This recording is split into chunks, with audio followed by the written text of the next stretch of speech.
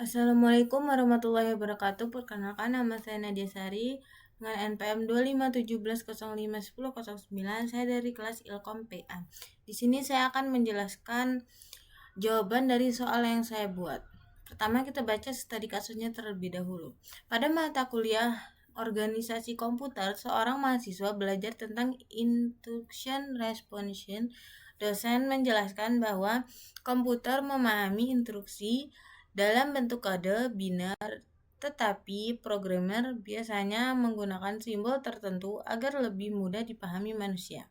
Saat praktikum, mahasiswa melihat contoh instruksi seperti ADD, A, B, dan diminta menjelaskan tujuan penggunaan representasi simbolik tersebut.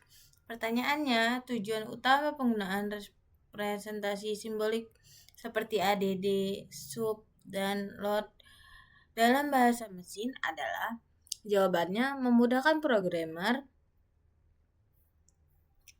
membaca dan menulis instruksi. Penjelasannya, dalam komputer, instruksi sebenarnya disimpan dalam bentuk kode biner.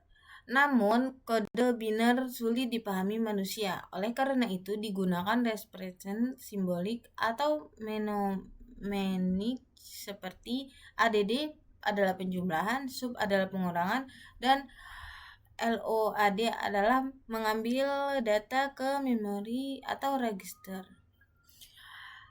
Soalnya nomor 2, dalam praktikum organisasi komputer, dosen menjelaskan bahwa panjang instruksi pada CPU dapat mengaruhi kinerja komputer. Seorang mahasiswa menemukan bahwa semakin panjang instruksi yang digunakan, maka komputer dapat menjalankan instruksi yang lebih kompleks, tetapi membutuhkan ruang memori lebih besar. Dari pembahasan tersebut, mahasiswa diminta memahami pengaruh instruksi login terhadap sistem komputer. Pertanyaannya, salah satu dampak dari penggunaan instruction login yang lebih panjang adalah, jawabannya, memungkinkan instruksi lebih kompleks tetapi membutuhkan ruang lebih besar.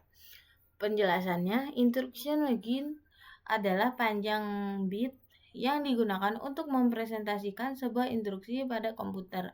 Semakin panjang instruksi, maka semakin banyak informasi yang dapat disimpan dalam satu instruksi, sehingga instruksi bisa menjadi lebih kompleks.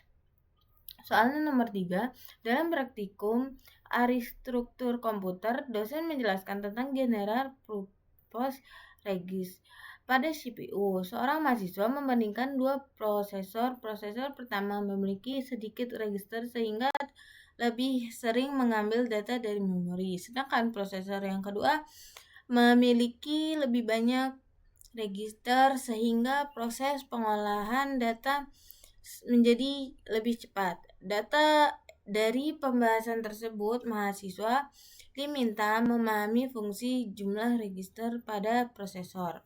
Pertanyaannya, apa ketentuan utama prosesor yang memiliki lebih banyak general purpose register?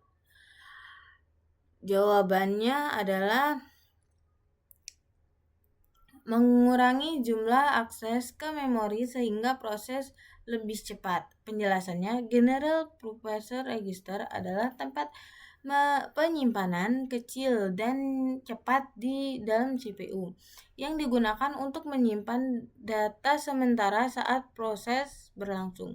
Semakin banyak register yang tersedia, maka semakin banyak data yang dapat disimpan langsung di CPU tanpa harus mengambil data berulang kali dari memori utama.